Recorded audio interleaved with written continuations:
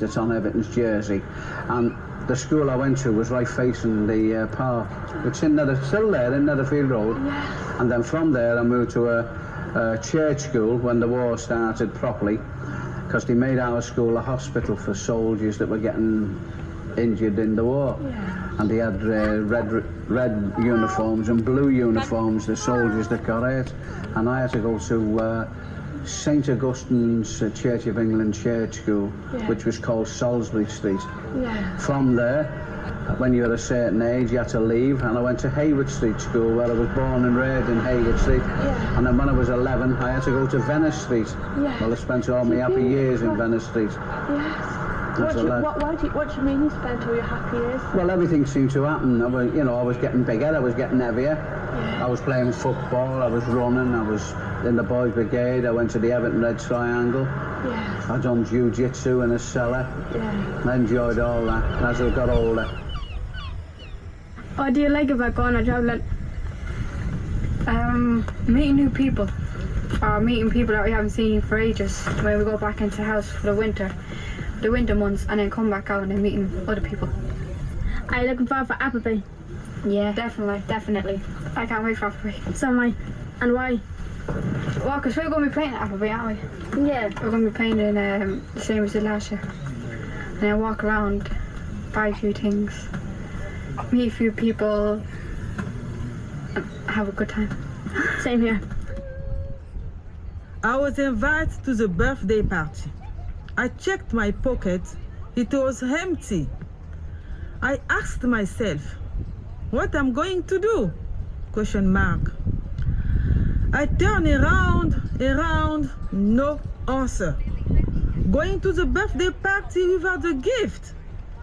I can walk, but it's far. This is not a problem. Yes, I can walk. But what about the gift? I will go. Yes, I will go. Everyone who came with the gift except me. Few seconds before each one give his gift, I ask permission for saying something. And I told them a funny story with dancing. Everyone was very happy, laughing and smiling. And then I said after, I'm very, very sorry. I've got no gift. This is the only gift I've got. I have the gift of love and peace. Making people laugh, smile, and be happy.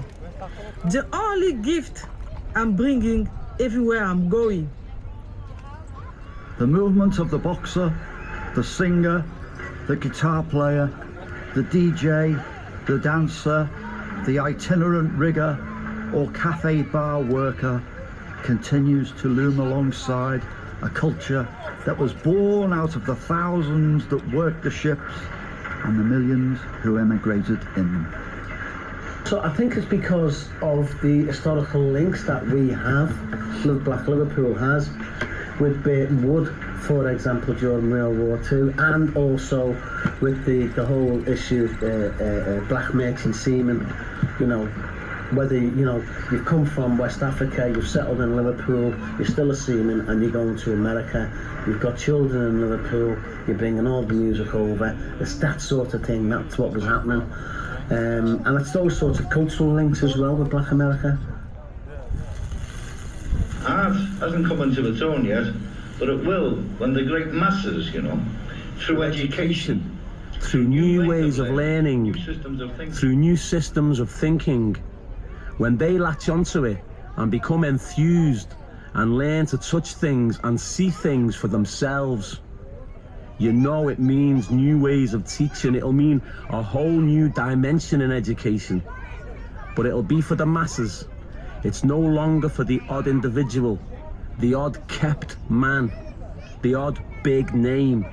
It's gonna be for all.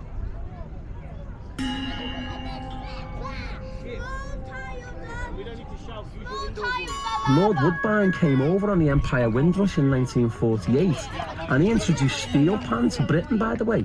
He had the first steel pan orchestra that toured the UK. Harold Phillips is like a really underrated cultural figure in this country. And in fact, we've got an idea, me and Andy wanted to rectify this anomaly that nobody really knows about the black influence on the Beatles, but in the early days of the band, I'm led to believe that the Beatles, or certainly Lennon and McCartney, were known locally as Woodbine's boys, because Harold would take them round the black shebeens and the black clubs of Liverpool 8, yeah, which the black musicians didn't like, because he said these white boys are going to nick our music, and guess what? They did. Now, Carol said that the reason that she thought the Beatles rose above everybody else in the stable was because their X factor was that her dad taught them the chromatic scale on the steel pan. Now, I don't know if that's true, but certainly the only Beatles song or Beatles related song I know that uses the steel pan is Beautiful Boy by John Lennon, that he wrote for his son Sean, and such a beautiful song from the heart for his own child. She spoke of how on summer evenings the air would be filled with a cacophony of musical sounds from around the world, played by an international collection of amateur virtuosos who would gather on the steps of seamen's lodgings and emigrant houses.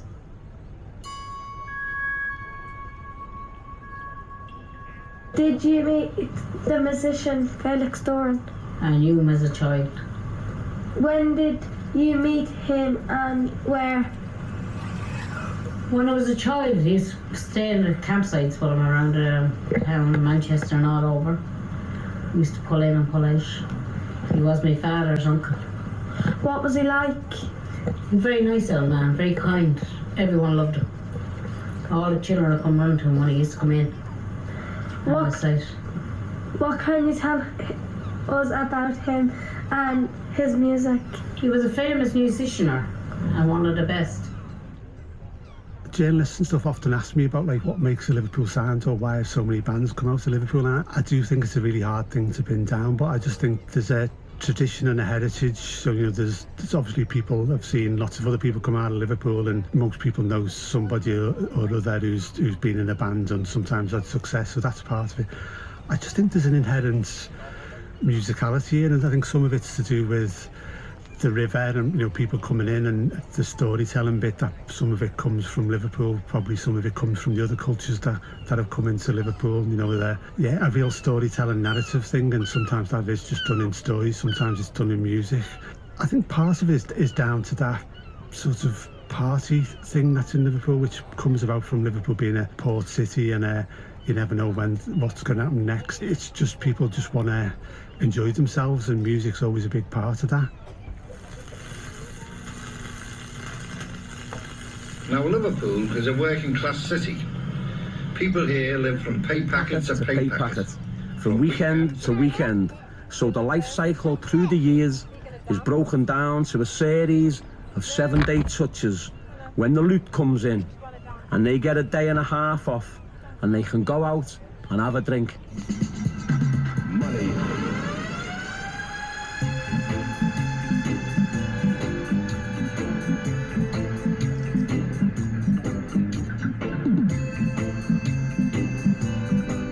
1997, and I'm rocking in front of a giant speaker, oblivious to all except the bass line that pounds through my body. Cloaked in total darkness, there's no feeling like it, the heavy, heavy dub sound. Eyes may meet through the blue-grey haze, but a slight nod speaks volumes and is the only communication required. This is the front line, where they play only reggae. I come here a lot. My friends, they're mainly from Egbert, think it's dangerous, so mostly I come alone. There aren't many places you can comfortably do that as a woman, but there is nowhere I feel safer.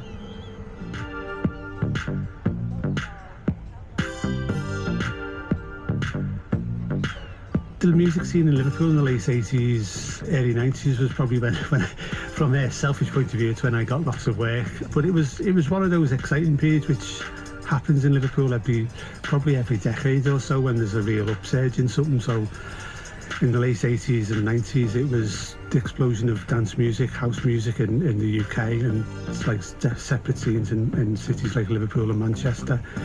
And that was really exciting I think for someone my age who'd been brought up in an era when nightclubs were horrible places. You'd only went, people went in there, and generally it was normally the source of drunken brawls because people just drank lager and fought, and you had to wear shirts and ties and trousers and proper shoes to get in, and the music was terrible, and there was horrible things like the slowies where lots of men just stood around the dance floor, and then at the end of the night there's a slowie, and then the theory was that you moved in on a girl that you fancied and asked her to do a slow dance with you, which was always just something I just hated. Me and my mates never really went to those clubs because they were horrible. So suddenly you had these clubs where you could go in with trainees, they were playing great music, and people were generally nice and happy and stuff. So that was sort of cultural and social shift was amazing for me, as well as loving the music and also getting to write about it. So I think people who weren't around then, who hadn't experienced what went before that, don't always get it. So it was, lots has been written about it now, but at the time, particularly for young lads, there was the whole culture of going to match, and there was like lots of fighting and stuff and all that, and then suddenly people loved each other and were hugging each other, and it was just a massive change. And Liverpool was, it was a really important scene in Liverpool. Liverpool was post-Beatles, and there was an air of change about it. There was an air of radicalism. Roger McGough, Adrian Henry, Brian Patton were still the poets. Harold was very involved in poetry. I was writing poetry. I was very involved. He and I were sort of a performance act, and we performed